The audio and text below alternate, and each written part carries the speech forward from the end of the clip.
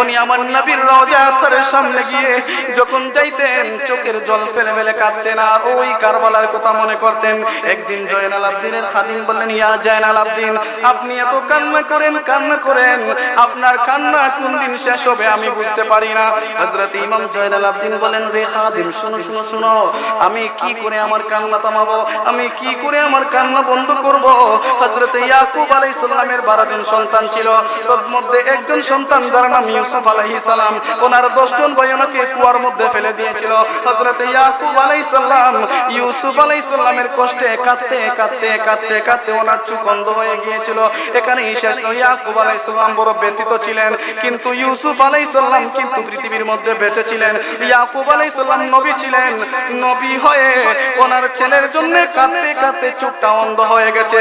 রে দুনিয়ার মানুষ, আল্লাহর জমিনে তাঁবুর মধ্যে বসে আমি দেখতে পেরেছি আমার আহলে বায়াতের, আমার আব্বাজান, আমার চাচাতো ভাই, আমার বোন জামাই, আমার আত্মীয়, অনেকে দেখেছি কারবালার জমিনে আমার নানা জানের ইসলামের জন্য, এই ধর্মের জন্য ওই ফুরাতের পারে গিয়েছেন।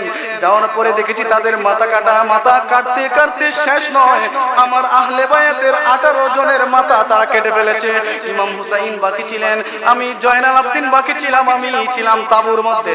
ইমাম হুসাইন চলে গেলেন ওই কারবালার মাঠে যাওয়ার পরে বললেন, রে আমার নানা জানের উম্মতেরা, তোদের অন্তরের মধ্যে যদি আমার নানা জানের মহব্বত থাকে তাহলে আমি তোদের কাছে আশ্রয় চাই। যা হবার হয়েছে, আমার আহলে বায়াতের যাদেরকে তোমরা মেরেছো, যারা শহীদ হয়েছে, আমাকে সুযোগ দাও, আমি যেন তাদেরকে নিয়ে আমার নানা জানের মদিনাতুল মুনাওয়ারায় চলে যাই। আল্লাহু আকবার।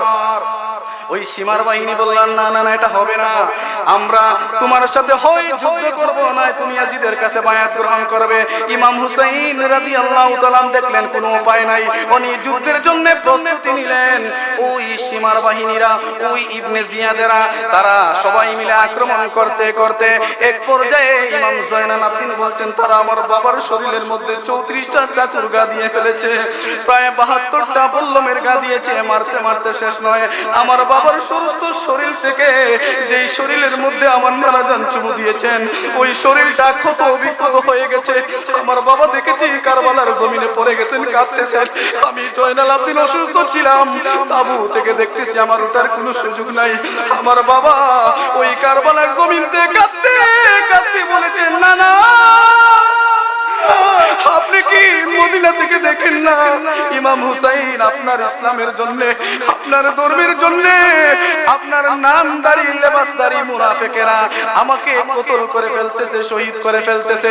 ইমাম জয়নাল আবদিন বলছেন, আমি দেখতেছি আমার বাবা ওই মাটির মধ্যে পড়ে গেছেন। সীমার আমার বাবার বুকের মধ্যে উঠেছে, আমার বাবার বুকের মধ্যে উঠে ওই সীমার আমার বাবার গলার দিয়া ছুরি চালায় নাই, আমার বাবাকে কাত করে শুয়ে আমার বাবাকে ওই কারবালার জমিনে উপরে শুয়াইয়া আমার বাবার গর্দান দিয়ে সে তার ছুরি চালাইয়া দিছে।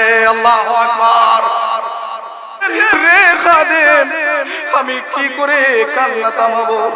আহলে বায়াতের শাহাদাতের বর্ণনা, আমার বাবার শাহাদাতের বর্ণনা এখানেই শেষ নয়।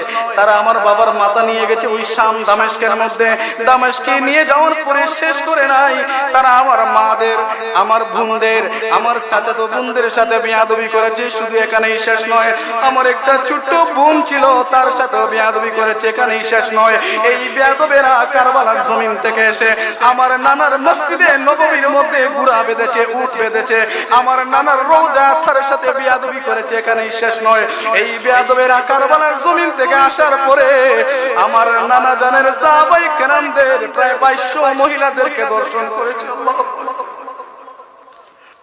জয়নাল আবদিন বলছেন, আমি কি করে কান্না থামাবো, আমার কান্না কে থামকে? এখানে শেষ নয়, এই বেয়াদবেরা মক্কাতুল মুআজ্জামায় চলে গেছে। ওখানে চলে যাওয়ার পরে আল্লাহর ঘর খানায়ে কাবার যে স্ট্রাকচার রয়েছে, ওই স্ট্রাকচারের মধ্যে তারা আগুনের গোলা মেরেছে। নাউজুবিল্লাহ। আমি আপনাদেরকে নিয়ে বলতে চাই, আজকে বাংলার জমিনে যে নাস্তিক মুরতাদ ব্লগাররা, আহলে হাদিস ইসলাম আযহাবীরা যারা বলে ইয়াজিদ রাদিয়াল্লাহু তাআলা, আমরা নির্দ্বিধায় বলতে চাই এরা হচ্ছে ইয়াজিদের পা চাটা গোলাম। ঠিক কিনা বলেন? আমার বাবা